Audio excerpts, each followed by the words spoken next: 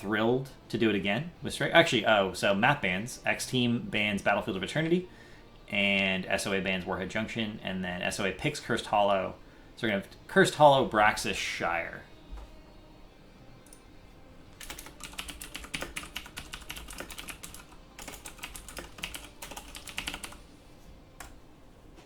Yes, Handlebars is no longer the coach for Denial. He formed his own HGC team. But he was the coach for Denial, just to give people some context of the players. Dreadnought gave an official stat from Blizz sitting Zool had... Actually, that doesn't surprise me. Zool was pretty busted on release. Zool actually had a number of interactions that most people didn't even know about that made him like ridiculously strong on release. This is actually a little fun thing. Corpse Explosion, the level 13 talent on Zool, used to do more damage, and the area used to be a tiny little bit bigger. If you last hit a minion with a player-created ability, you get credit for that kill. If Zool last hits a minion, it creates a skeleton. So Corpse Explosion actually could sometimes cause an accidental chain reaction that would cause a wave to push forever. You would just never lose skeletons in your wave, and they would constantly run into the next wave, kill that wave, and then keep pushing. This is one of the reasons that Corpse Explosion was nerfed by like half. In addition to a bunch of other bullshit, like the fact that he never ran out of mana. There was some pretty busted stuff about Zool Race. We are going to start the next game, though. We are going to start the next set. Xteam versus SoA on Cursed Hollow. ETC is going to be the ban out. It seems like the top teams are just banning ETC. Xteam and eStar both banning ETC pretty much regardless of what the enemy team is doing or where their last pick material is. Malfurion is going to be the ban out by SoA.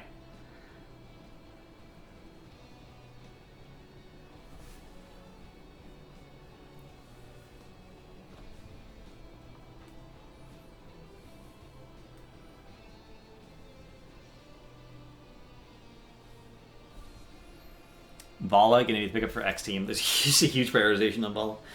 I'm kind of wondering if you can just take Tassadar away. There are other heroes that Tassadar supports extremely well, in addition to Vala. You could just take Tassadar away, right? Murden is going to be the pickup for SoA. I'm going to have to do some mock drafts and see how this could play out, potentially. Murden is going to be the pickup for SoA, though. ETC banned out. Again, the tank chokes. The tank chokes are extremely real. Li Ming actually going to pick up for SoA. It looks like they're going to counter the Tassadar Vala combo by going for as much burst as possible. It is difficult but possible with good coordination to burst through the Tassadar combo. Tassadar going to be picked up for Xteam. No surprise there.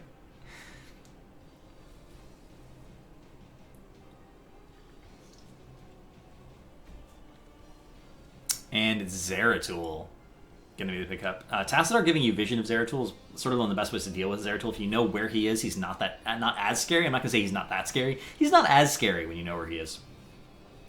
This will pretty much force Li Ming to take Force Armor at 1. Brightwing is going to be the ban out for SoA. SoA has not picked up their support yet, so they're still banning out supports. And Shen going to be the ban for Xteam, denying the secondary tanks. So SoA can't round out their comp with their pick of choice, but SoA is like, that's fine. We wanted Dahaka anyway. We want the follow-up drag to the Murden Stormbolt. We want the global pressure. We want to have someone who just doesn't die to Zeratul. Always a handy thing to have when the enemy team has a Zeratul. Zeratul much stronger after his rework, especially at the high end. Zeratul Abba is currently available. That would put them in a position of having Tassadar as a soul support, which I don't think Xteam is going to go for, but it is just something that's scary because it is Cursed Hollow. The Dahaka is going to murder Abathur, so it's, again, there's lots of good reasons not to do that right now, but it's just Cursed Hollow, so we got to think about it. Rhaegar is the pickup for SoA. It's going to be their support. They had to pick their support there because of the support choke bans that they were looking for, but this pretty much just, I'm gonna say forces Xteam to go Ariel, but when you have a Vala, it's not like going Ariel is a disappointment. You're happy about picking up Ariel Vala combinations. Tychus will be the last pickup for SoA, their other range damage. Li Ming is their burst in this composition. Tychus is going to be their sustain against Johanna, and that gives them enough damage. It gives them enough damage to burst through Tassadar shields. I'm not sure it gives them enough damage to go through Auriel healing. Especially with Aegis at 10 to sort of create a buffer. Aegis with its, permanent safety.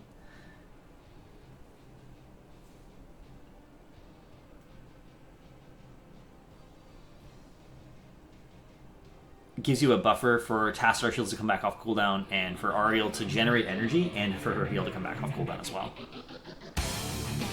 I mean, I don't understand those bans. They choked them into... I guess they wanted to deny the global, right? Because you banned Malfurion to deny the CC chain, and then you banned Brightwing to deny the global. So yeah, you have Auriel, but you don't have any globals, and Dahaka has a global, so there's potential macro pressure that SoA can exert.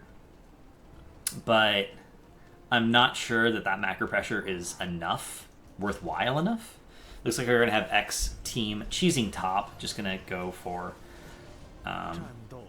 the quick tri-lane. And this is something you can do with Auriel. When you have someone who just constantly pumps out damage, Arya's manaless healing can be sustained forever, and you can just burn buildings down incredibly quickly. You have a strong tri-lane that basically never has to back. And they are, they're going to have literally all the support in their team comp. Vala, Tassadar, and Ariel are going to be that top lane. Johanna's going to solo mid, Zeratil's going to solo bottom, and they're just going to try and push in as hard as possible. Looks like they are looking for potentially the kill on Dahaka. He did waddle his way up here. Primal Aggression is going to be the pickup at 1 for Dahaka, which is pretty standard, honestly. We rarely see anything else in pro play. Is going to give them that potential for that global split push that they're so afraid of. We do see a little bit of bush sitting here, but SoA not falling for it. They're already all split up into their lanes. And we're going to see that pressure. We're going to see Tychus and Rhaegar in the bottom lane here. Zeratul just going to stay stealth on his mount, safely soaking the lane, passively soaking the lane.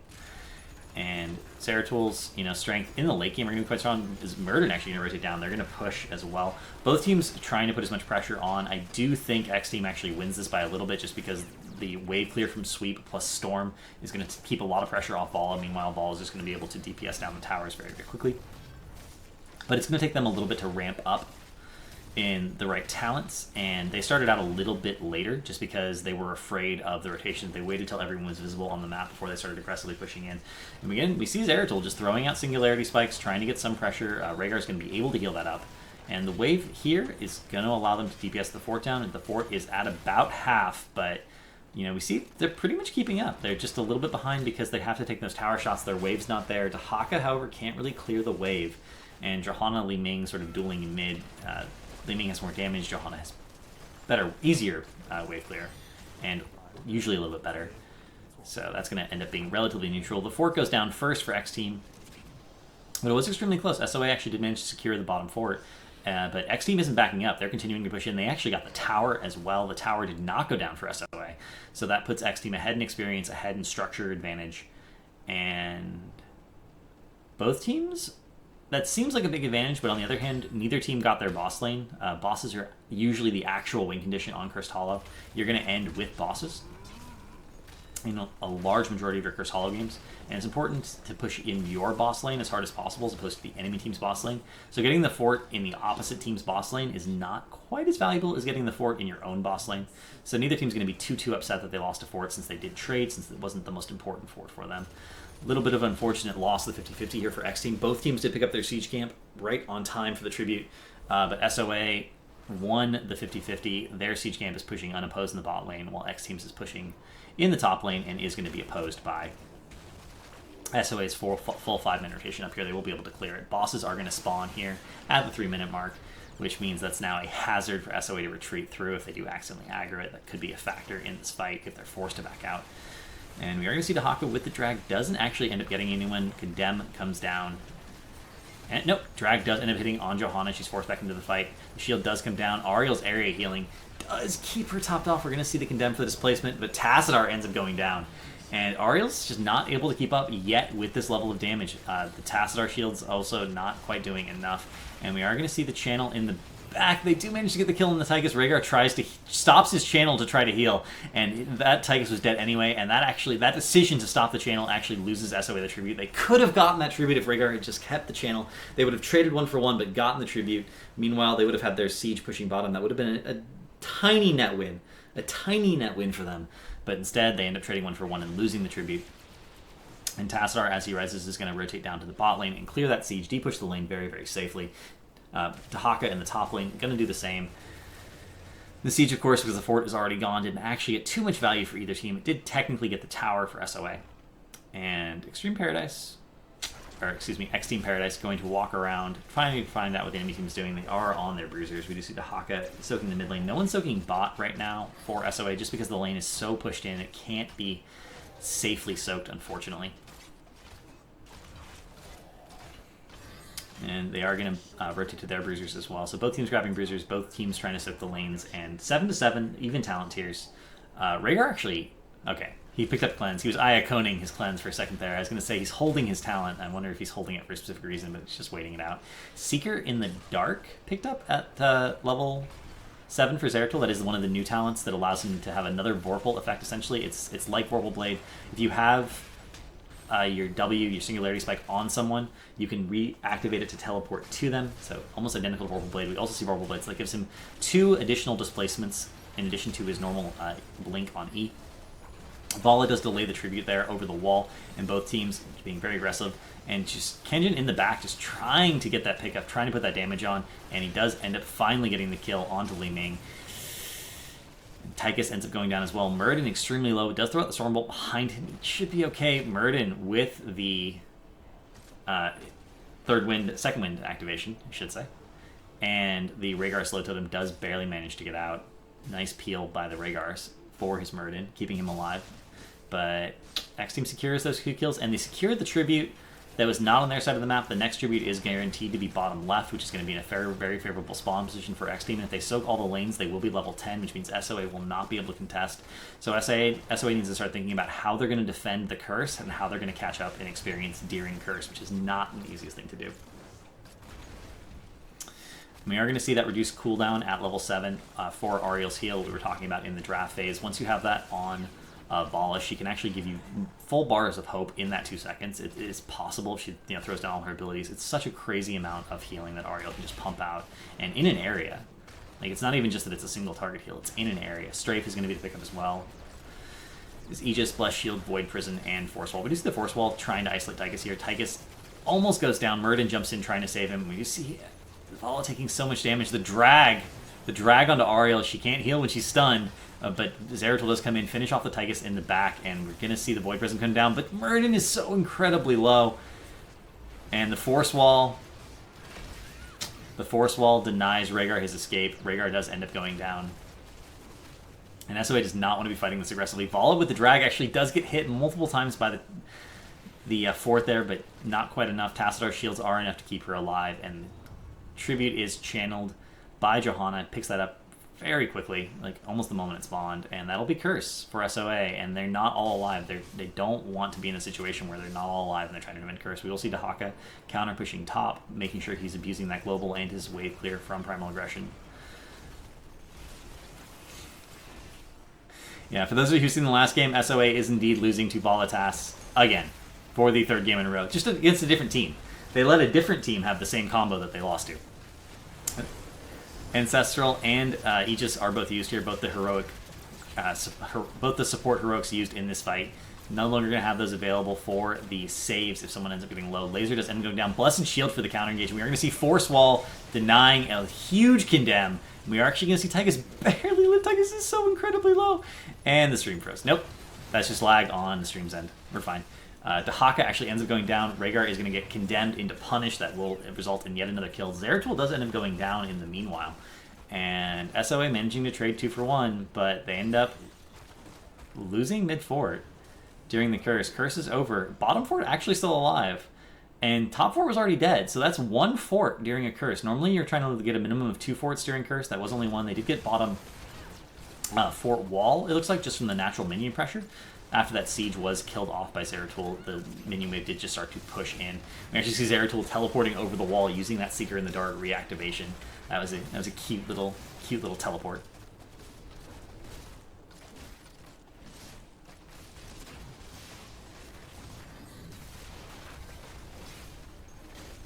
And we are going to see SoA. They are aware that Xteam is on their boss. This is pretty normal Curse Hall strategy. Once you see them disappear from the map right after Curse, you know they're on their boss. You go for your boss, but generally speaking, the team that got the Curse is going to get more value out of their boss because it's usually pushing in to a keep rather than a fort. But this fort is still alive. Still alive. We're going to see the Haka was pushing out the bot lane, but is forced to back up as soon as the boss was taken because he knows that the team is there. They could push in with the boss. They could do that. And he has to back up just because it's really, really risky to be too far out as a Dahaka. Your only escape is Brush Shocker, and if you get displaced, it does go on a 10-second cooldown. You're going to get stuck and not be able to disengage. Siege are going to be picked up for Xteam to allow them to push even harder with this boss. They're going to burn down this keep wall extremely quickly. SoA actually picking up Bruisers as well, so they're trying to pressure every single lane. They have boss in the top, Bruisers in the mid, and just this bottom lane is being pressured for them. Boss is extremely low, but the keep wall is gone. 13 not yet picked up for SoA, and Dahaka is waddling his way back, trying to go for a flank. He's changing his mind. He's going back in the direction, and it looks like Xteam is backing up. We are seeing Zeratul hide in the bush. He's looking for a big Void Prison if SoA decides to overextend, but they're not, and so they are going to rotate onto the Dahaka, and they are going to catch him in the mid lane. Boss is still pushing top. We are going to see Singularity Spike used, and the Haka going to drag, but the Force Wall is there. And, oh, that hurts to watch. Detainment Strike, of course, does work against terrain. If you get knocked into terrain, it stuns you, and Force Wall does count. So Ariel, Tassadar, there's a synergy there that we hadn't actually yet discussed, but Force Wall gives Ariel a beautiful surface to guarantee her Detainment Strikes against, and that was a beautiful stun. Dahaka was pretty much dead anyway, but they killed him with style, which is always a little bit better than just killing him. He does have a global available, however. This will be 15 to 13. SoA can contest this tribute if they want to do so. And it doesn't look like they want to, though. They're just going to aggressively go in, steal these bruisers in exchange for the tribute. This does negate slightly Xteam's ability to provide map pressure in that mid lane. It is going to allow SoA to push it in a little bit harder, potentially do some damage on the middle fort. If they can get that middle fort wall, that will allow them to catch up a little tiny bit in experience. And they were just not willing to risk that fight because Dahaka would have been a few seconds late. And a few seconds in the high-level Heroes of the Storm play like this can be all the difference in the world. That is going to get cleared up. You don't get experience, however, for clearing mercenary camps. Now you only get experience for taking them. And we're actually going to see a bush sitting here. 3 people in the bush waiting for Ariel to rotate through. Ariel's not going to let it happen. She's like, I know that could be happening. I'm going to whip the bush. Discovers them, dismounts them, knocks them away. And Ariel is going to be absolutely fine. We actually even see at level 13 she picked up the increased knockback, giving her additional peel. I believe that is the additional knockback. I believe that's the yellow one. Tribute is going to be spawning bottom right. This is sort of a favorable position for SoA. It is kind of on their side of the map, but they are down 16 to 14. You usually don't want to take a fight down on talent here. Instead, they're just going to try and dominate the top side of the map. They are grabbing vision. We do see the Hakas continually pushing out that top lane, and they're rotating onto the Zeratul here. Zeratul did clear mid. They're nope. They're hoping they can get that kill, but Paradise is stealthed up, mounted out of there. They do reveal him with the grenade. They know he's there, but not going to be enough. Meanwhile, Dahaka just pushing in top. He is pretty far on to Xteam's side of the map at this point, but Xteam is all in the bot lane, shirking around this this bottom right eye, looking potentially for the kill. Murden does try to take it away, immediately jumps over the wall. He is out of there, but Johanna actually comes in with the flank. Zeratul is there as well. Zeratul, again, with the Singularity Spike and the Force Wall stun combo. That was beautiful to watch. Murden got absolutely destroyed.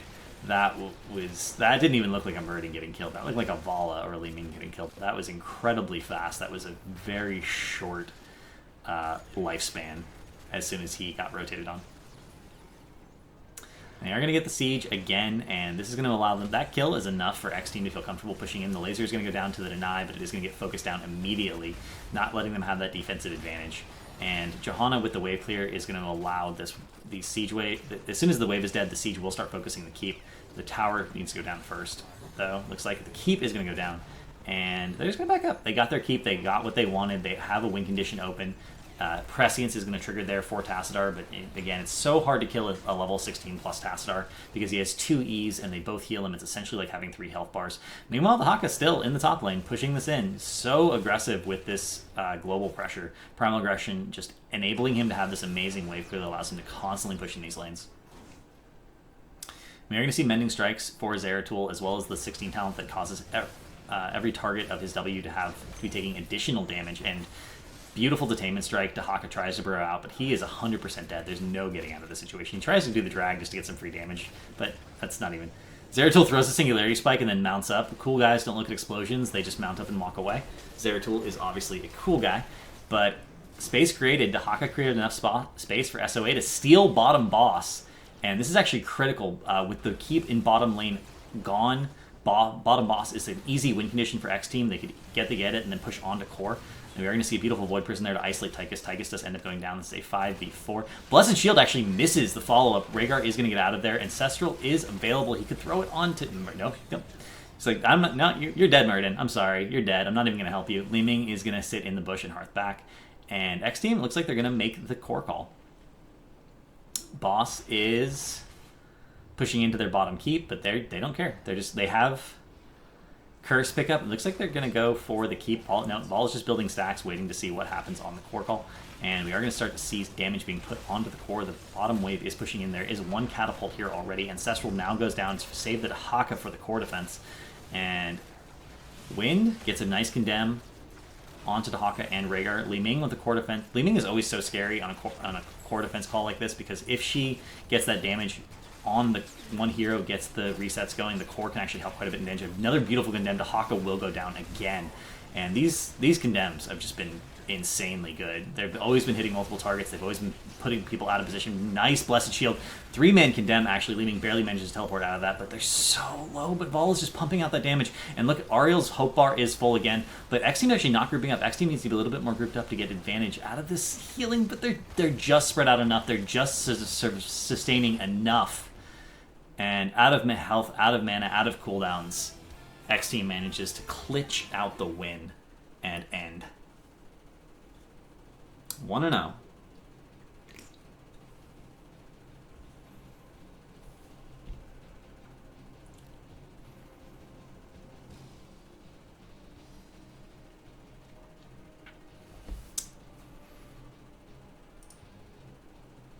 In between games, again, gonna do a shout out to my new followers, Twisty1 and SC or RLite. Thank you for the follows. Appreciate it a lot.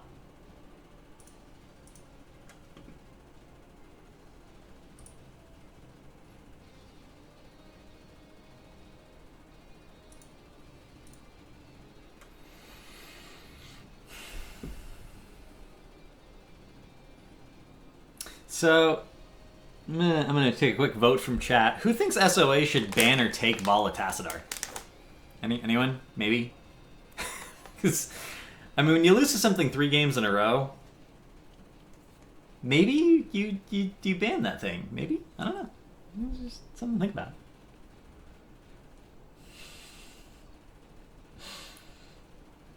And I don't understand the decision to force them into Ariel. Like, you force them into Ariel. They have the Tassadar Ariel synergy. Having a wall that you can put down wherever you want to give them a guaranteed Detainment Strike, you get that massive stun value. It's just insane. It's so insane. Why is it so insane? I don't understand. I feel like SoA is trying to play a game that they've mapped out in their heads, and they're not responding to what's actually happening to them. What's actually happening to them is they're getting bodied by the same combo over and over and over again.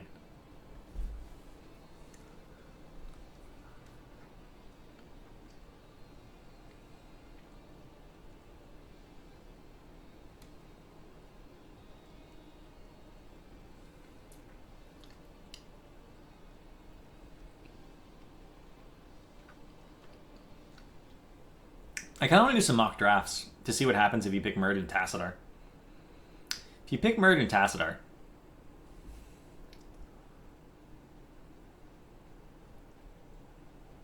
what does the Vala team respond with? The obvious answer is Zarya, because at least you're still getting shields.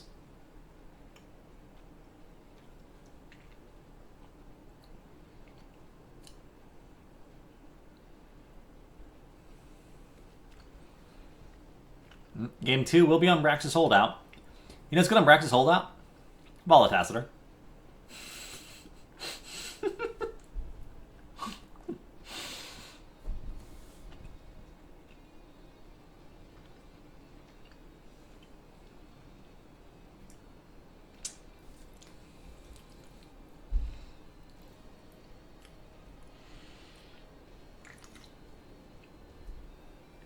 Why not just ban Vala? That's actually a good question. If I could interview SoA, I would ask them what the answer was.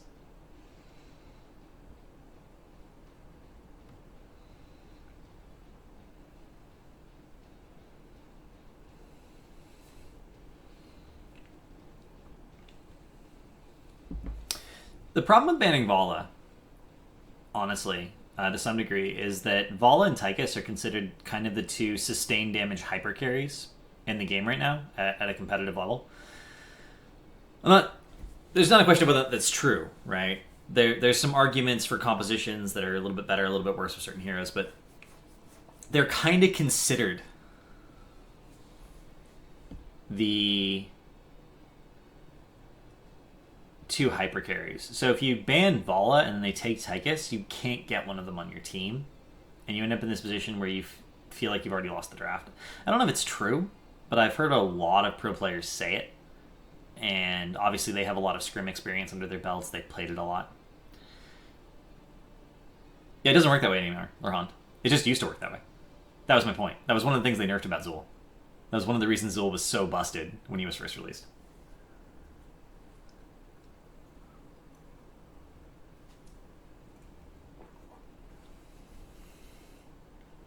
That was my point about Zool. It used to work that way.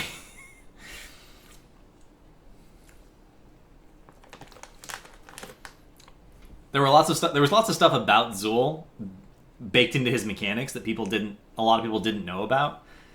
But you didn't need to know about it to like copy the build, right? You didn't need to know that the wave perpetually pushed. You could just like do it. And not even notice. I only noticed it on accident, I'm gonna be honest. I was playing Zool, and I was looking at my minimap, and I was like, that's weird. Why is that wave still there? And I went back and watched the replay.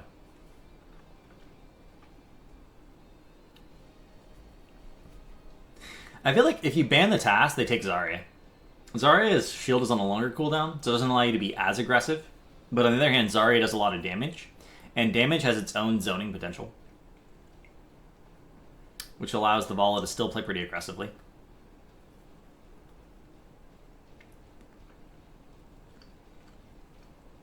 My predictions for the meta coming up, it's going to be Vala, but always paired with either Zarya or Tassadar, preferably, or possibly Tyrael for Sank. Just anything to keep the Vala alive. It's going to be, if you have a Vala, the rest of your comp is about keeping Vala alive, 100% of the time. If we see Tassadar taken away, we're probably going to see Tracer Tass, I think, to try and kill the Vol, right? Because you have that maneuverability, you have outplay potential. And then you're going to start to see Ariel comps that are just purely based around Ariel. Ariel Gul'dan, Ariel Zarya. Heroes that can just fuel Ariel so hard that it becomes impossible to kill. And you're going to start to see people try and pick up area damage to punish grouping up, so Ariel can't get full value out of her heals, which means we might see a return to Kael'thas on some maps. And you're going to constantly see this tank choking. Oh, look, they banned Tassadar! Guys, game 2, Xteam versus SoA. SoA getting bodied all night by Tassadar Vala. They first banned Tassadar. They figured it out.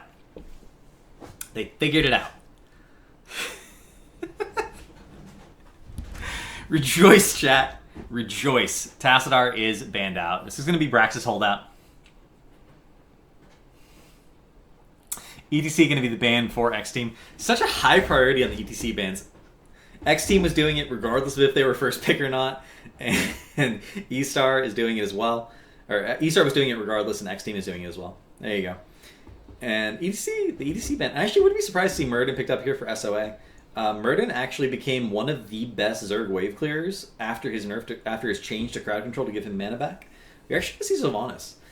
Sylvanas is in an interesting position on this map in my mind. because if you can win the points, Sylvanas will snowball that first Zerg wave harder than any other hero. If you can win the points. But Sylvanas herself usually doesn't do much to specifically win the points. She can kind of help you win the lane pressure war by having a good wave clear. She can kind of help you win the damage sustain war, because constant W's thrown out do add up over time, which can put a pressure on certain supports. But SoA has not been winning the early game. They've never won the early game. So picking up Sylvanas tells me that they're confident in this map in particular, that they can win the early game and just snowball a lead. And they want to do that. They want to get ahead because they've been struggling to play from behind. Playing from behind is an art unto itself. Xteam is going to pick up Malfurion Vala. Malfurion, one of the best supports on this map. In the 4-man at the bottom of the lane, there's not a lot of rotations on Braxis. It's you have a 1v1 in the top lane and you have a 4v4 in the bottom lane. That 4v4 in the bottom lane is all about sustain. And there's certain healers that excel at that more than anything. Malfurion, Brightwing, Morales, and Ariel if you can fuel her up, right? Morales and Brightwing have globals. Globals are really, really, really valuable in this map because as soon as you win the 4-man, you can go to the far lane. But Malfurion has an edge over all of them in the sense that he also has mana sustain. He has mana and health, right? That's a huge, huge, huge advantage. SoA going to respond with the Muradin pickup, kind of as expected. I wouldn't expect anything else. Maybe you don't prioritize Muradin as your first pick, but you definitely pick him up in the 2 or 3 slot if you have him available. And Zeratul going to be the pickup. That is going to allow some roam, some stealth shenanigans. He can be a mobile scout. He can threaten the solo laner quite effectively. We occasionally even see Zeratul played as a solo laner. Not often, but a little bit. And Brightwing going to be the ban for Xteam. We just talked about Brightwing, how valuable globals are on this map by banning that out, by banning out that sustain option. SoA is a little bit limited in supports they can have. Johanna going to be the ban out for SoA, limiting the tank options from Xteam. Johanna, does have wave clear. She doesn't have an escape, so her mobility is a little bit limited on rotations. She has to dismount and use glare, shield glare, to bush check. But again, Braxis Holdout's not a map where there's a lot of rotations all the time. And Chen Falstad locked in for Xteam. That is going to give them the global plus either a solo laner or a relatively durable tank. And SoA going to immediately lock in Tychus Ariel. Ariel doesn't have a great hat target. Sylvanas and Tychus are both okay, but they're not top tier. But Ariel was pretty much the only remaining option unless they wanted to go for Morales. But Morales against Vala, Falstad, Chen would have been risky is an understatement. I'm going to go with suicidal. Especially since Stitches was still on the menu, and Stitches was actually not even an unlikely pickup for Xteam considering the tank choke.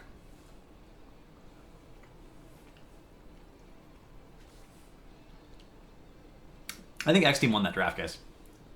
I think it's pretty close, but I think Xteam won that draft because they got Vala again. Although Vala will not have Tassadar this time.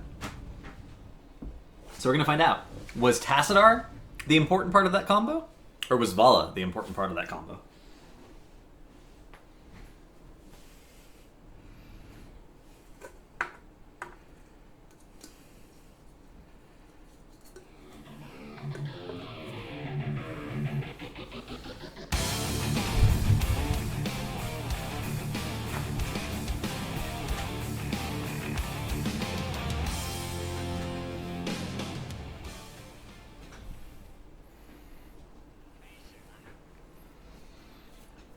So we're 100% going to have Chen be the solo laner here for Xteam, which means the 4-man is going to be Stitches, Vala, little friendly hook action there in the beginning of the game.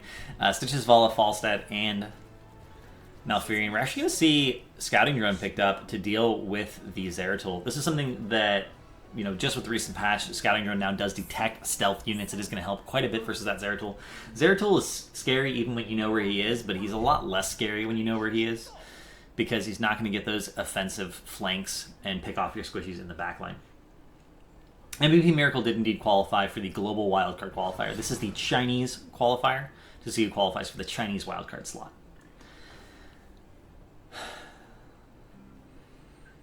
I'm kind of curious who's going to be the solo laner for SoA. It is going to be that Zeratul. So they are going to have Zeratul be the solo laner. So Tychus, Ariel, Sylvanas, Muradin in the top lane, actually. They're splitting There's no real reason that top lane is usually considered the solo lane on practice holdout. It's really just convention. Oh, wow, that root. The hook almost actually was perfect there, but the root somehow wasn't quite on top of where the hook is because the wall stopped Sylvanas a little tiny bit early and she managed to get out of there. But that should have been a kill. Just odd geometry of the buildings denied it. There's no real reason, as I was saying, that bottom is usually the 4-man and top is usually the solo lane. There's no geometry of the map that really lends itself to that reasoning. So SoA defying convention and going top got them a little tiny bit of an advantage in the tower race, and now they're actually swapping again. And this is their plan. This is their plan. They're actually using Zeratul. You can see in the top area there to slow the rotations down and deny the. Oh my god, he's so low. Zeratul's gonna get out of this. Nope. Chen comes in with the kick, but meanwhile Tychus in the top lane is still soloing, clearing that wave, and we're going to see Falstad fly up to get that soak, and this is the advantage of globals on this map. There's only the 2 lanes, but it's extremely long distance between them. And SoA was just trying to pull some shenanigans. They were like, okay, we're going to rotate to this lane and get this tower. Okay, now we're going to rotate to this lane and get this tower. We're just not going to fight. We're just going to abuse the fact that we have a Sylvanas and try and get ahead and experience by killing buildings while you have to rotate to deal with us. And as long as you're rotating to deal with us, maybe you mess up and miss some soak. But Falstad with the global is going to deny that strategy. And we are going to see the Detainment Strike actually gets a kill onto Falstad. He barely clipped the wall there. That was extremely close, but it did happen. And Paradise is forced to back up. Chen can get significantly chunked by a Tychus. He does have Elusive Brawler, which means it is going to negate that damage if he uses it at the correct timing. Should be okay unless, he gets stunned out early and doesn't have a chance to use it. But other than that, you're going to be okay. We are going to see Sylvanas pick up, push into the lane. They actually do end up getting the wall here, and this is the advantage of Sylvanas. If you have any sort of tempo advantage over the other team, and you're together, you can just push in and get buildings for free. Zeratul's going to be able to hold bottom lane, make sure they don't miss any experience, but he's not going to be able to counter push. And Stitches and Vol are actually rotating up, and as soon as that starts to happen, SoA does back up. I think SoA is actually doing brilliant work here. They're abusing their comp. They're like, okay, if we just keep rotating, they're eventually going to mess up and leave someone alone in the lane when we're there together in force and we can get that pick. And then as soon as we get that pick, we can pressure with the Sylvanas comp because we can disable buildings. We can burn down camps extremely quickly. We do see them pick up the siege camp here. And they're just trying to play the map. SoA is trying to play their macro better than Xteam's. And if they can do that, if they can successfully out-macro Xteam, whose so far strength has been in these team fight situations, and put it on their footing, or even get ahead and then take an uneven team fight, that they have a better chance of winning, that will be amazing for them. Because SoA clearly practiced this a lot, put a lot of thought into the strategy, and they're executing it extremely well. Getting top and bottom wells now, both wells being gone in the outer lanes actually makes it very difficult to capture the beacons, because once those beacons are down, oh, Chen is so low with the drink. The offensive Haunting Wave in, we are going to see so much damage. Stitches and Chen actually both going down.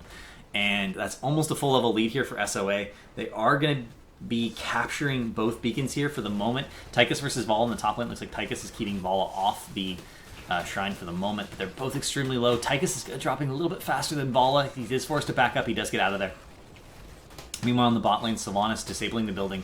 And Zeratul sharking around, looking for that kill onto either Falstad or Malfurion. Ends up missing his Singularity Spike, so he does not manage to secure that.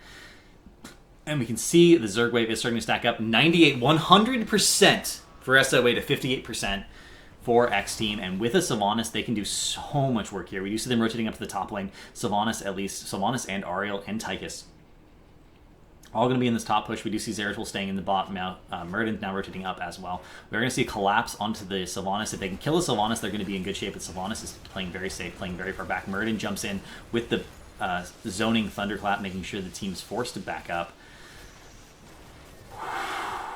That is Fort already down. 2 Ultralisks and all the Hydras are still alive, and they do so much damage. This keep wall is going to go down pretty much instantaneously. Both Ultralisks, 2 of the Ultralisks still alive, even after the keep wall is down. That one Ultralisk is finally going to go down. The Guardians are still there. We do see the roots coming down for the zoning. The second Ultralisk is finally going to go down. The last Ultra is gone. And that's usually the cue to start backing up. Once the Ultras are gone, you don't have quite as much straight building pressure. But SoA, 7-9, significantly ahead. They're going to win the race to 10, and then they can come back in with their heroics and continue to push in. They could get 10 and then probably just secure that keep for free, especially because they have a Sylvanas, especially because they have the power of heroics like Laser and Void Prison, or even Odin if they opt to go into Odin. They'll be in really good shape. We're going to see the Bruisers taken here. This is almost a bait. They know Zeratul can be mobily scouting this. They know that they're aware that he's doing this, but SoA is going to wait till 10. They're going to be patient. They don't want to push and sacrifice their lead. They can get 10 and then pressure. They don't need to do anything else. They're going to grab their own Bruisers. 10 is going to be picked up for them. We are going to see Zeratul again with the mobile ward. This is one of the huge benefits of having a stealth hero. And VP actually for the catch. The team is going to get there in time. So close. And we are going to see the Wailing Arrow follow up. No, they both get out of there just barely in time. It does hit Falstaff, but only after he barrel rolls, so he ends up being absolutely fine. But Stitches gets absolutely isolated. He is going to go down 100%. There's no possible way to save the Stitches here. He does make them work for it a little bit, but 10-8, they did not want to take that fight.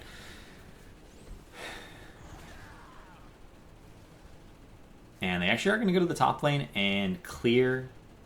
Nope, they're just going for boss. They have heroics. They got the kill. They're like, let's get boss. We're going to push in with boss. Boss plus Sylvanas is going to be incredibly dangerous. The boss on Brax's holdout does a lot more damage than your average boss, but is even more fragile than normal. But if you push with it with a Sylvanas and you're disabling the buildings, does it matter if it's fragile? Not really. Murden, you can see, is extremely low after having to tank that boss, but he has second wind. He's going to be ship shape by the time they actually get to the lane to push in with the boss. And still no heroics for Xteam. Laser is not available, but Aegis Avatar are. And there's no way Xteam can pick up 10 in time. You're going to see the full multi-shot build out of Vala. We're seeing the Donkey Kong build from Chen, standard Mage Stab build from Vala, and sort of a hybrid build for Stitches. We're going Dampen Magic and the W talent that causes his trait to proc every time he hits someone with his W, and Tenderizer for that slow, so when he does hook someone, they can get slowed down a little bit. Makes Roots a little bit more likely to land, gives him more chase, and kind of in some ways more peel potential. But 9-11 still, SoA pushing in with a boss onto a keep 8 minutes into the game. This will be an 8-minute 10, 8-minute 15-second keep. Pretty much guaranteed for them. And there's no possibility of lives to this, not with the Sylvanas pushing with. And we're actually going to see Zeratul burn Void Prison to kill Falstad. Interesting, wins the 1v1, Falstad ends up going down. Falstad aggressively on the map at that point. He was trying to capture both beacons, but to deny that potential free pressure. But both beacons are picked up again by SoA, and that is going to be 34%, 36%. SoA at this point just needs to zone and win the beacons again. And that'll be a Zerg wave pushing on, a 100% Zerg wave pushing onto an uncontested core. The keep is already done, but they are going to get a free kill onto Vala, free kill onto Malfurion. Paradise forced to burn Storm Earth and Fire just to get away. And that's a 100-0 Zerg wave pushing on to core, directly onto core.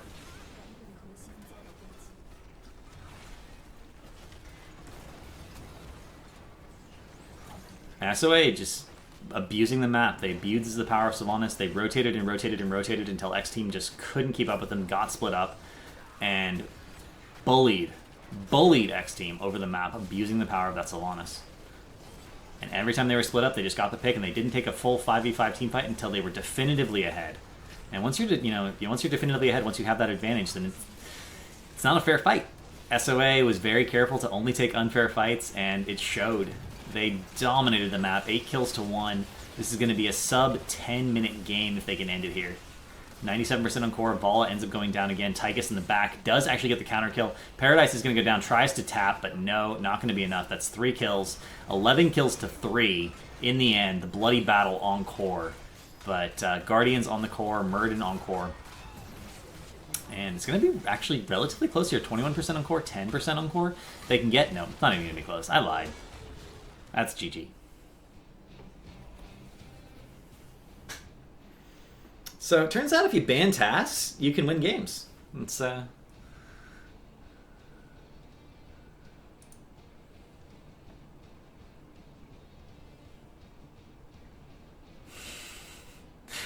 gonna do it. I'm gonna do something I never do. I'm actually gonna tweet something. I never tweet anything. But I'm gonna be like, turns out, if you ban TAS, you can win games.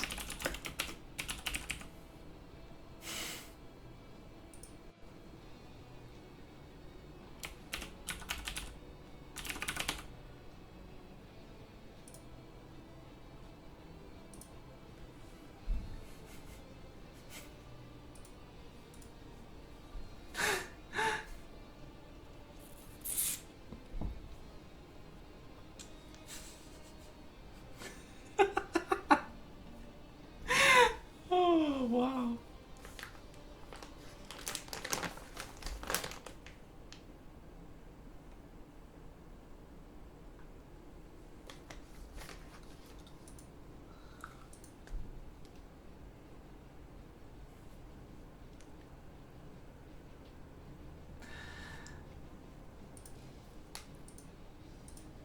I don't even... That like literally did not look like the same teams. That did not look like the Xteam we saw in Game 1, and that certainly did not look like the SoA that we've seen all night long.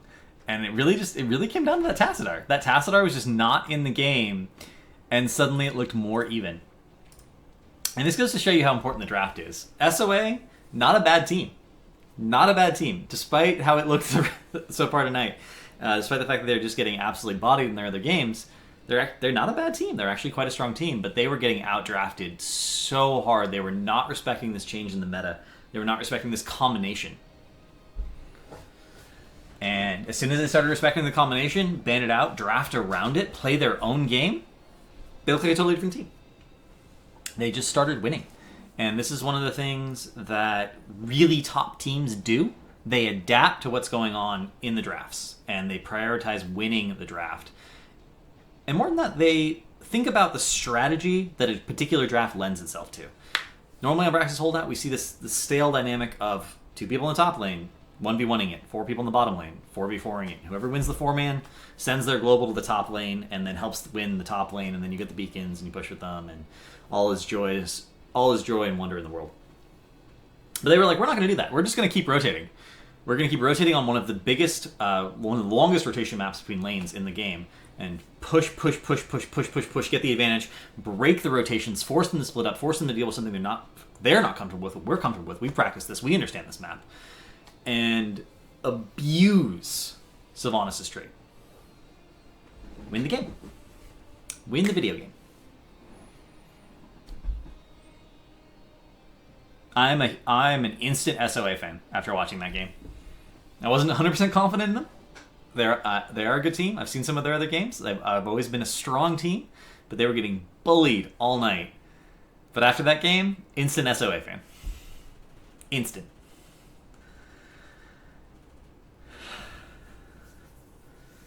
And let's see if SoA can keep their Super Saiyan mojo going into this Game 3.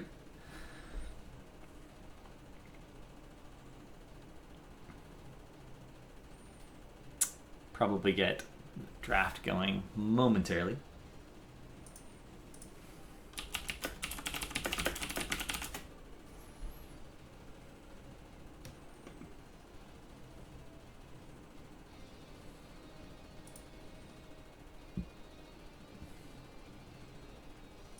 Does anyone in chat know what SoA actually stands for? Because I don't.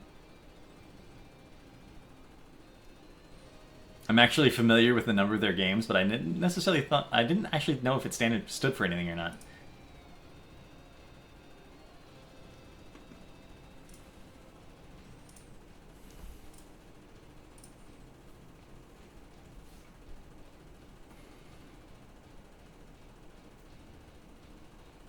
Did you ban TAS again? Don't break what works. Yeah, Ref Music. They actually played E-Star before this and got 2-0'd by TAS Vala, and then they played their first game versus Xteam and got bodied by TAS Vala. So 3 games in a row, they got bodied by TAS Vala and just kept letting the enemy teams have TAS Vala. Literally 3 games in a row. 2 different teams, they let them have TAS. Okay, I'm going to make this perfectly clear. I don't know if it actually stands for start over again, but man, if SoA stands for start over again after the night they've had...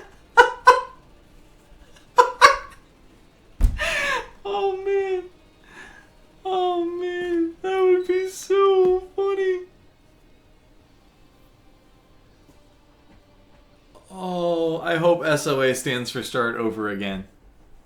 I really do. That would be amazing. If anyone from the Chinese scene knows if SoA actually stands for something, let me know. It's not on their. It's not on the wikis for Heroes of the Storm, so I don't know. But we'll have to see.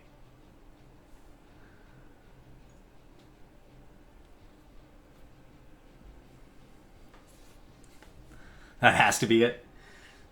At a minimum, that's their now unofficial fan name. Actually, I'm gonna tweet that too. Oh man, this has been the most fun cast. I'm having such a good night.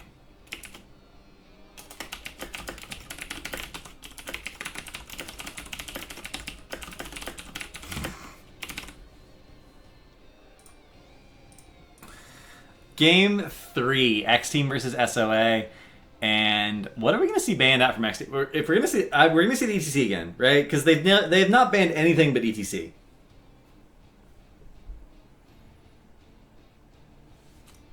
It's actually the real name. Actually, they're going to ban Murden, so we're still banning a tank, but we're not banning ETC.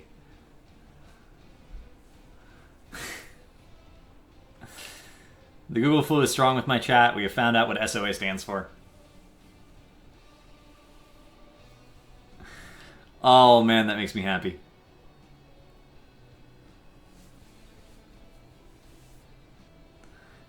They banned Tassadar! Guys! Guys, they're two. They're two. They banned Tassadar twice in a row. They figured out the magic formula. The alchemist, they have the alchemist stone. They figured out how to transmute shit drafts into gold. And it starts with banning Tassadar. Oh my god, I love this series, and now I love this team. Xteam, I imagine, is going to lock in ETC here. Yeah, you don't first ban Murden and then not take ETC. That's not how that works. You don't want to leave that open to the other teams, especially on a strong rotational map.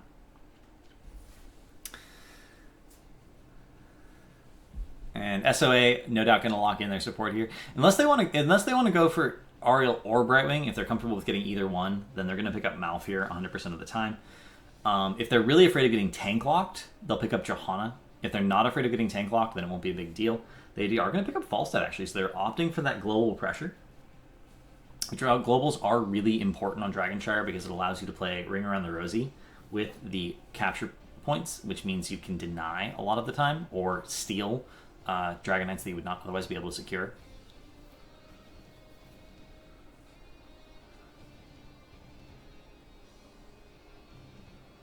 And they're going to pick up Johanna. So they don't care which support they get. They're happy with any of the current meta supports. Xteam does not have enough picks and bans to get rid of all of the strong supports. And the tank pool just isn't as deep as the support pool right now. So I actually understand that decision. They really wanted the global. They really wanted the wave clear from Johanna. They really wanted to make sure they got their preferred tank. And SoA, I feel like, has a clear plan going into this draft, which makes me very happy. Because every time I feel like a team has a clear plan going into a draft, we get very close games.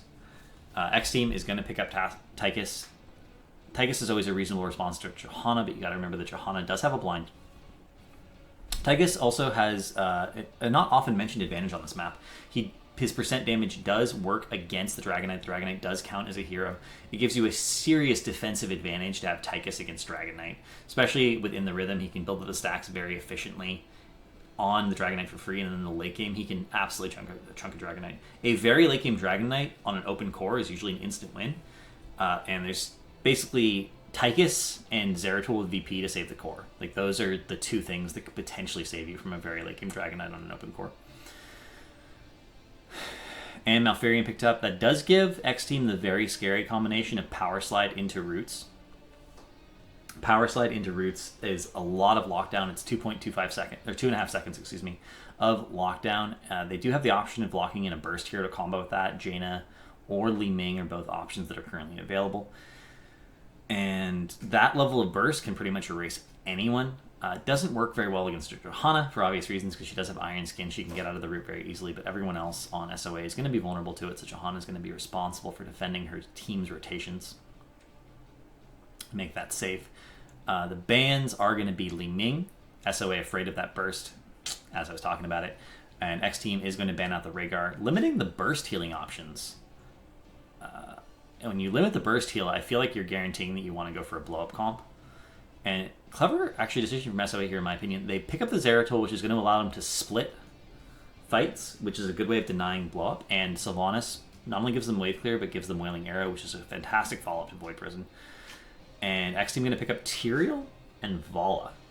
Like, does give them a lot of burst potential, as discussed with Vala. And we're actually going to see solo support Karazim for SoA. That was not what I was expecting. I was not expecting solo support Karazim. I'll be curious to see how that works out. Karazim did get reworked recently. Is very different than he was.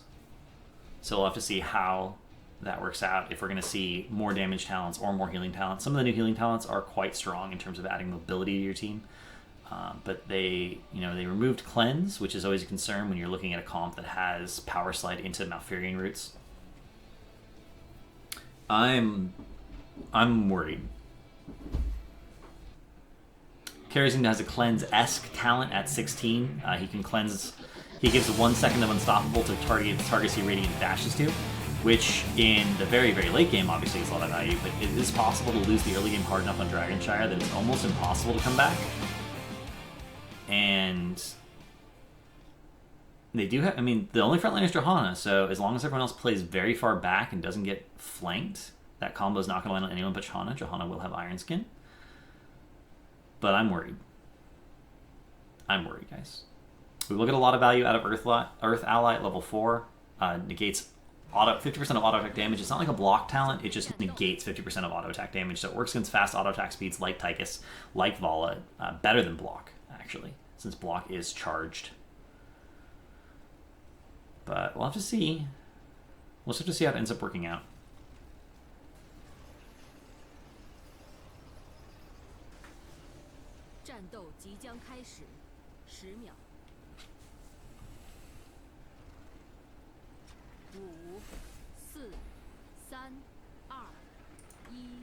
Is Minibun still bugged to be ability damage? Does anyone know if that made it live from PTR? I actually didn't check when the patch went live. I forgot. Because it was... a minigun was bugged on PTR to be ability damage instead of null damage again, which means it started getting reduced by things like Spell Shield and Anti-Magic. We're going to see some cheese here. Zeratul actually scouting with the just bush sitting with the mobile ward that does give SoA the time they need to disengage, except for the fact that Johanna has no mobility. Everyone else but Johanna kind of has a way to get out of there. Johanna doesn't. Johanna ends up being the one going down. Johanna is very fragile in situations like that where she has such a long distance to disengage from. Iron Skin does help a little bit, but not enough when the distance is that far. She has no mobility options. So I'm not actually too surprised that she ended up going down. And we're going to see Falstad versus Tyrael in the top lane. Tyrael actually is surprisingly effective solo laning, just because he has so much mobility. He has a little tiny bit of sustain from his shields. He has acceptable wave clear. It's not like fantastic, but it's not so bad that he can constantly get pushed onto his towers and just lose the lane little by little by little. But as a ranged hero, Falstad, it can give him a really hard time. So it looks like SoA just trying to maximize their lane matchups. We're going to see, again, this heavy rotational style with a Sylvanas. We're going to see Johanna guarding the rotation. She does get shield glare for the disengage, and she is going to pop Iron Skin. The Condemn also going to disrupt a little bit the chase. Tychus throwing out the grenade. This forces a 4-man rotation from Xteam up to the top lane to try and get a kill and try and deal with it, but they don't get anything. Vala does stay in the bottom lane and get that soak, but as long as Zeratul can get down here in time to not miss the bottom soak, they'll be absolutely fine. But Xteam is going to capture both points for the moment. We do see Karazim dashing in and dashing out, denying that cap. Zeratul on the point. Vala backs up. She can't win 1v1 versus Zeratul.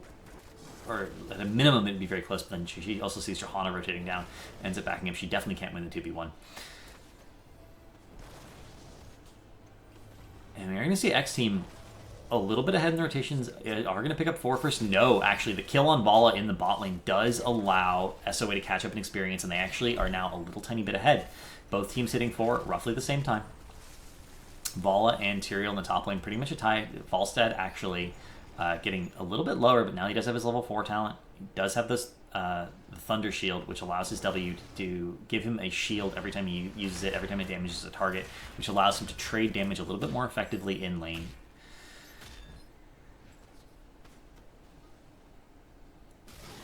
Yeah, we're going to see Zeratul abusing that cleave just for wave clear. We're actually seeing the full cleave build out of Zeratul here. Greater cleave at 1 for the increased radius, and the 40% increased damage at 4 rending cleave, which was moved from 16 to 4 with this recent rework. So we're going to see area damage be sort of the priority here. Not only area damage, but burst ability damage. It does give him better wave clear as well. That damage over time essentially doubles the damage of cleave. And I'm wondering if they wanted to pick it up because it was ability damage or because it gave superior wave clear, and they're kind of using Zeratul to roam around between lanes and make sure they don't miss any soak. Soak seems to be really important for SoA. They won based on getting a tempo advantage in terms of experience in the last game. I wonder if what they're trying to go for again. We do see Healing Ally is the pickup for Karazim at level 4. We were pretty much expecting to see Earth Ally 100% just because it would have been so valuable versus this Volategus combo. Healing Ally is essentially Healing Ward on a slightly lower cooldown. Healing Ward, not a talent that most supports ever pick up. Sometimes you see it on Rhaegar because his is special and has a lower cooldown. But other talent heroes that have it, we basically just don't see it. I'm not really comfortable with that decision. I actually think that's a little tiny bit of a mistake, but it is what it is. We're actually going to see Crowd Server picked up for ETC as well, so hopefully we won't see him accidentally sliding through any walls that he doesn't mean to slide through. But it does give him some playmaking potential and more escape potential, especially on a map with this much terrain. Falstad, however, going to get isolated here in the top lane, and ETC Tyrael going to secure that kill. 2 tanks just bullied a Falstad to death in a lane. That's something you don't get to see every day, but when you do get to see it, it is hilarious. Full multi-shot build again for a Vala. Pretty standard Tyrael build. We're going to see the smite damage, Herodic Reforging, and Reciprocate for that extra damage, area damage on his W, giving him essentially slightly better wave clear, and we might actually see the first Dragon Knight finally going over to Xteam. Nope, Haunting Wave is almost there in time. It was so incredibly close, even a quarter of a second difference, and that would have stopped it. But Xteam is going to pick up the first Dragon Knight, and they're currently a half level ahead in experience. They should be able to get another half level of experience off the structures that this Dragon Knight is going to take down, plus just the tempo advantage of having Falstad in that top lane. Or, excuse me, Tyrael in that top lane, and the tri-lane in the bottom while Dragon Knight just pushes in mid. And you can see they're not pushing all one lane.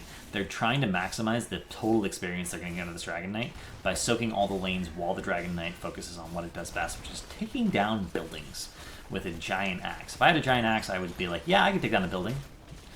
And start a destruction company. That was a Decepticon joke. Okay, moving along. Still only actually a half level lead for SoA. We actually do see SoA abusing the fact that the X team was trying to do a tri-lane in the bot by rotating Sylvanas up the top lane and abusing the Sylvanas trait. They're actually going to push in. We do see the Dragon Knight is over, and ETC going to rotate up. ETC Tyrael going to secure another kill. Is the tank bully combo going to be a thing? The Bash Brothers. We can call them the Bash Brothers. Falstad is going to go down. Johanna's going to go around, and that Johanna got bashed. Tanks securing kills, ladies and gentlemen. Tyrael, ETC, the dynamic duo.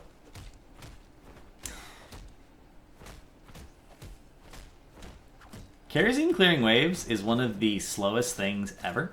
Karazim has a lot of strength as a support. Clearing waves, not one of them. He is trying to soak this bottom lane, however, trying to catch his team up, trying to get level 10. And doesn't look like it's quite going to happen. Level 10 is going to be picked up for SoA. We're going to see Void Prism, Wailing Arrow, and Gust. No big surprises there. I'm actually curious what we're going to see for Johanna and Karazim. Falling Sword's damage got buffed not too long ago. Nope, still going to be the Blessed Shield, but it is going to be 7-sided strike, so we are going to try and see an Erasure-style comp. We're looking to isolate a target, and we are actually... Wow! Malfurion got destroyed. Malfurion was a little bit far forward, but he was not as far forward as you normally would see someone who's overextended. He was just a tiny... He was literally a step out of position, but a step is all it takes when you're up against the Master of Balance and the Yin and the Yang, instantly getting erased by that 7-sided strike, and the Condemned kept him in it.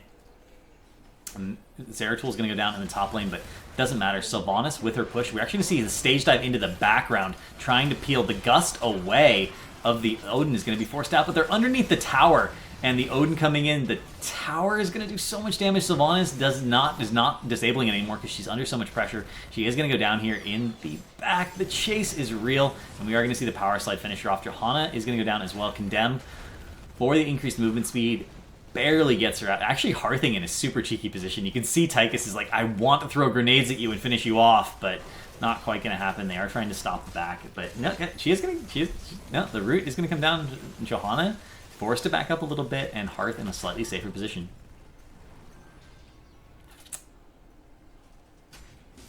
And we're actually going to see Tranquility be the pickup here for Malfurion. Tranquility is a heroic we have not seen a whole lot of lately. It has been pretty much Twilight Dream across the board for the counter initiation. With this double tank, however, I feel like they have so much safety, and while Sanctification doesn't heal a lot anymore quite the way it used to, oh, again, a beautiful 7-sided strike.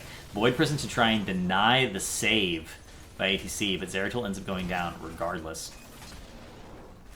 A while ago, Tranquility was nerfed to do a lot less healing, but there's something about the combination of Sanctification, Tranquility that's kind of underestimated. No one's taking any damage for that 3 seconds of Sanctification, and Tranquility heals for enough that everyone can get low, you can Sank, then you can Tranquility on top of the Sank, and everyone gets topped right back off, and you're in a position where everyone's in a good enough position to continue the team fight safely.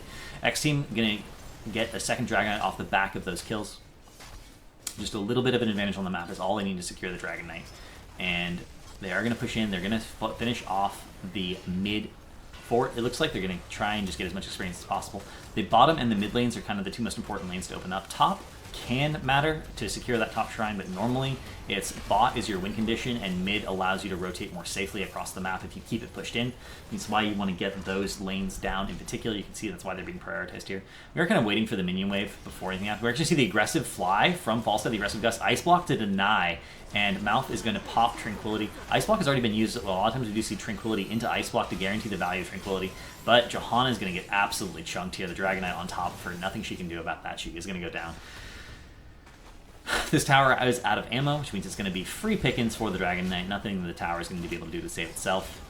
It's funny, in sort of Here's the Storm, a lot of people think that the buildings protect you. It doesn't actually work that way. Your job is to protect your buildings, and SoA is not managing to do that. The buildings are going to go down. Meanwhile, ATC in the bot lane, using that Echo Pedal to split soak, he did have Stage Dive available, but he does, potentially have that global, so we're going to see a lot of this style of play from him. Because he has Echo Pedal, he can continually push lanes and then Stage Dive into fights when he is needed, if he is needed. It isn't always going to be, especially with a lead like this. 15 to 13, Xteam just going to patiently try and soak 16 while turning the map blue. They're going to get their siege, they're going to get the enemy team siege, they're going to get the middle bottom bruiser camp here, and just put as much pressure on all the lanes as they possibly can. Tempo out the map, strangle the map. SoA has good wave clear, but is it good enough to deal with this kind of pressure? And is it good enough to deal with rotations that are this strong from Xteam? Xteam even seems a little bit angry almost from that last fight. They're like, we're tied. We didn't want to have to play a game 3. We wanted to just 2-0 you. Zeratul, again, doing the mobile ward thing. We just see he just pick up Shroud of Adun at 13, giving him that shield every time he's in stealth. He does get the percent-based shield, gives him a little bit more burst mitigation when he does come out, trying to make those plays.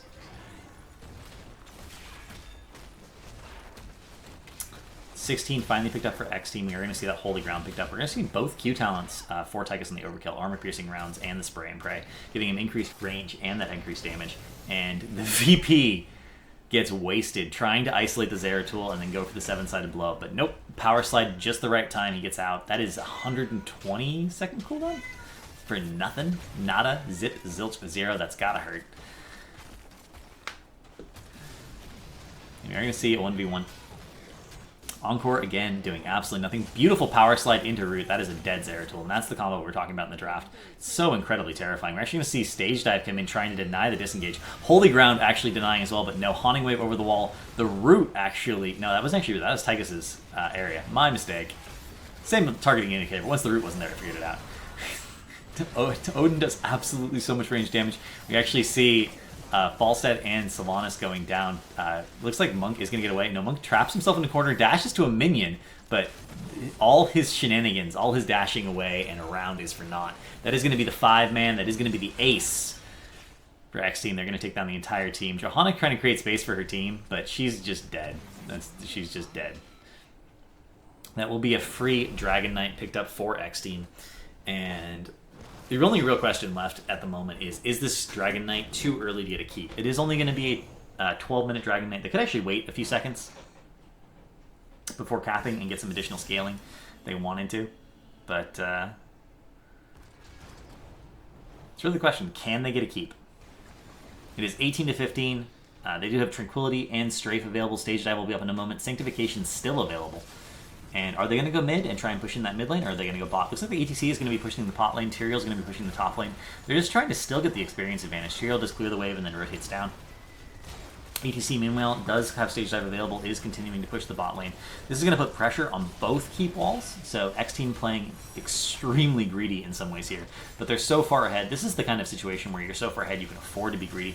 Beautiful holy ground there, isolating them well, but everyone does sort of have the disengage. The Stage Dive in, the power slide into the roots, again, so effective. Sanctification actually doing a lot of work here, but immediately the Void Prison comes down to deny the value of that Sanctification, but Tychus has Odin available again, pops it, and Tychus and Odin is a siege monster. He has so much range, so much damage, that he can just stand back and force people back, which means the Dragon Knight sort of has a protector in the wings. It's going to allow him to finish off this keep. They do get the keep. And just for style points, it looks like they're going to get the tower as well. Now, they throw the grenade. It's not enough. They are going to back up. That tower's out of ammo, though. It's not even a real threat anymore. And that means catapults are going to be pressuring mid the entire rest of the game. And when you have mid being pressured by catapults, one second, guys. Looks like we got a little bit of lag on the stream. Just going to have to refresh it.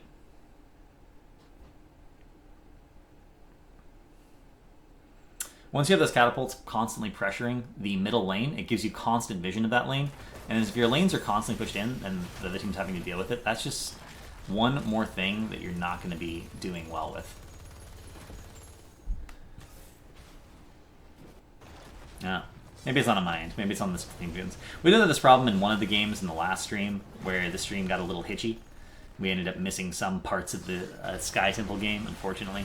We're going to see the Sylvanas just immediately bitch lane, and Tychus gets erased. It seems like every time SoA can catch someone out, they can erase them. But then aggressive Stage Dive in, they are going to be an instant peel on that Sylvanas. And again, Sanctification coming down, the gust of the disengage, but that's not going to help them as much. It only pretty much deters the Vala temporarily. Zeratul is going to go down in the back lane. They're going to be another beautiful Holy Ground. Doesn't actually accomplish anything, but it was so close to being so good. Volstad, in the meanwhile, is going to go down just to the random auto attack damage. And Xteam going for the aggressive core fall. They're trying to end. They're trying to end. They don't have any minion waves. The tower is still alive, which means even if the minion waves do get to the mid lane, they're not going to be on to help them right away. Wind is a little bit spread out, which means his Rockstar is not, but he's going to Stage Dive on top. And you get again the power slide. We're going to see possibly Kerosene take a lot of damage here. Nope. We are going to see just 7-sided strike basically for the survivability, but so much damage on the core. Vala on core is so much damage. The Rockstar increasing your attack speed even more. GG.